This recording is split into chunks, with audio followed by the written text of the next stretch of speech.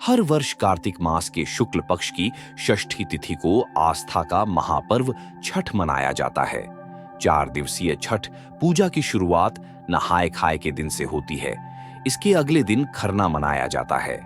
कार्तिक माह के शुक्ल पक्ष की षष्ठी तिथि को डूबते सूर्य को अर्घ्य दिया जाता है। इसके अगले दिन उगते सूर्य देव को अर्घ्य दिया जाता है। धार्मिक मान्यता है कि छठ पूजा करने से सुख और सौभाग्य में वृद्धि होती है। साथ ही जीवन में व्याप्त सभी प्रकार के दुख और संकट दूर हो जाते हैं। इस व्रत के पुण्य प्रताप से तेजस्वी, ओजस्वी और मेधावी पुत्र की प्राप्ति होती है। वर्तमान समय में यह पर्व देश दुनिया में धूमधाम से मनाया जाता है। आइए लोक आस्था के महापर्व छठ पूजा की तिथियां, पौराणिक कथा और धार्मिक महत्व जानते हैं। छठ पूजा की तिथियां। नहाय खाए जो 5 नवंबर 2024 को है। छठ पूजा के पहले दिन श्रद्धालु नदी या तालाब में स्नान करते हैं और केवल शुद्ध और सात्विक भोजन ग्रहण करते हैं। खरना जो 6 नवंबर 2024 को है। दूसरे दिन व्रती दिन भर निर्जला उपवास रखते हैं। शाम को पूजा के बाद प्रसाद के रूप में खीर, रोटी और फल खाए जाते हैं। संध्या अर्घ्य जो 7 नवंबर 2024 को है। तीसरे दिन व्रती सूर्यास्त के समय नदी या तालाब के किनारे जाकर सूर्य देव को अर्घ्य देते हैं। यह छठ पूजा का सबसे महत्वपूर्ण दिन होता है। प्रातःकालीन अर्घ्य जो 8 नवंबर 2024 को है। चौथे दिन उगते हुए सूर्य को अर्घ्य दिया जाता है, जिसके बाद व्रती अपना व्रत तोड़ते हैं और प्रसाद वितरण करते हैं। छठ पर्व और छठ मैया की मान्यता। छठ पर्व मुख्य रूप कार्तिक शुक्ल षष्ठी तिथि को मनाते हैं, लेकिन इसके अलावा चैत्र शुक्ल षष्ठी तिथि का छठ पर्व, जिसे चैती छठ कहते हैं, यह भी काफी प्रचलित है। इस तरह 2 छठ व्रत विशेष रूप से महत्व है। दोनों ही छठ पर्व भगवान सूर्य को और षष्ठी माता को समर्पित है। इसीलिए छठ पर्व में भगवान सूर्य को अर्घ्य दिया जाता है और छठ मैया की पूजा कथा की जाती है।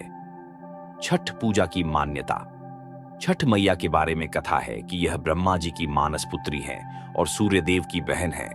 छठ मैया को संतान की रक्षा करने वाली और संतान सुख देने वाली देवी के रूप में शास्त्रों में बताया गया है, जबकि सूर्य देव अन्न और संपन्नता के देवता हैं। इसलिए जब रवि और खरीफ की फसल कटकर आ जाती है, तो छठ का पर्व सूर्य देव का आभार प्रकट करने के लिए चैत्र और कार्तिक के महीने में किया जाता है। छठ पर्व के 4 दिनों का खास महत्व। छठ पर्व मुख्य रूप से षष्ठी तिथि को किया जाता है, लेकिन इसका आरंभ नहाय खाए से हो जाता है। यानी छठ पर्व शुरुआत में पहले दिन व्रती नदियों में स्नान करके भात कद्दू की सब्जी और सरसों का साग एक समय खाती है। दूसरे दिन खरना किया जाता है, जिसमें शाम के समय व्रती गुड़ की खीर बनाकर छठ मैया को भोग लगाती है और पूरा परिवार इस प्रसाद को खाता है। तीसरे दिन छठ का पर्व मनाया जाता है, जिसमें अस्त होते सूर्य को अर्घ्य दिया जाता है और चौथे दिन सप्तमी तिथि को उगते हुए सूर्य को अर्घ्य देकर छठ पर्व को समापन किया जाता है। छठ पूजा की पौराणिक कथा। वर्तमान समय में छठ पूजा की कई पौराणिक कथाएं प्रचलन में हैं। हालांकि शास्त्रों की माने तो त्रेता काल से छठ पूजा मनाई जाती है। इसका उल्लेख शास्त्रों में निहित है। कथा के अनुसार त्रेता युग में मिथिला नरेश जनक की ख्याति दुनिया भर में फैल गई थी। राजा कर्म से क्षत्रिय थे, किंतु धर्म से ब्राह्मण थे। आसान शब्दों में कहें तो राजा जनक शास्त्रों के महान ज्ञाता थे। उनकी प्रसिद्धि से कुछ पंडित प्रसन्न नहीं हुए। पंडितों का मानना था कि कोई नृप कैसे महान पंडित हो सकता है। हालांकि धर्म पंडित यह भूल गए थे कि जगत जननी आदिशक्ति मां दुर्गा स्वयं सीता रूप में राजा जनक की पुत्री बनी। इसके बावजूद उन्होंने राजा जनक को शास्त्रार्थ की चुनौती दी। कहते हैं कि जब ये पंडित मिथिला गए तो इन्हें राजा जनक से मिलने का अवसर मिला। उस समय इनके पास शास्त्रार्थ हेतु राजा जनक के लिए कोई सवाल नहीं था। धर्म पंडितों ने राजा जनक से शिष्टाचार मुलाकात की। राजा जनक के शास्त्र ज्ञान से धर्म पंडित बहुत प्रभावित हुए। तत्क्षण धर्म पंडितों ने राजा जनक को अपना गुरु मान लिया और मिथिला में ही बस गए। ऐसा कहा जाता है कि धर्म पंडितों ने मिथिला में सूर्य उपासना प्रथा की शुरुआत की। ये सभी सूर्य उपासक थे। अतः त्रेता काल से छठ पूजा मनाई जाती है। दूसरी कथा। प्राचीन समय में राजा प्रियव्रत की कोई संतान नहीं थी। इससे राजा और रानी दोनों अप्रसन्न थे। एक दिन राजा प्रियव्रत अपनी व्यथा लेकर महर्षि कश्यप के पास पहुंचे। महर्षि कश्यप ने उन्हें यज्ञ करने की सलाह दी। कालांतर में राजा प्रियव्रत की पत्नी गर्भवती हुई। हालांकि 9 माह के पश्चात मृत पुत्र पैदा हुआ।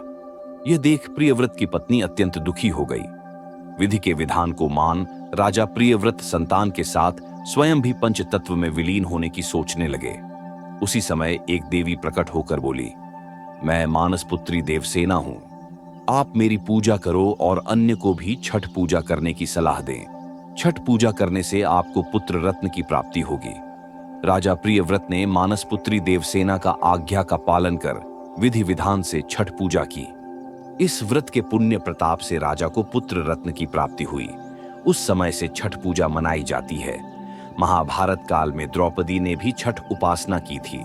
ऐसी रोचक जानकारी के लिए हमारे चैनल को लाइक, शेयर और सब्सक्राइब करें।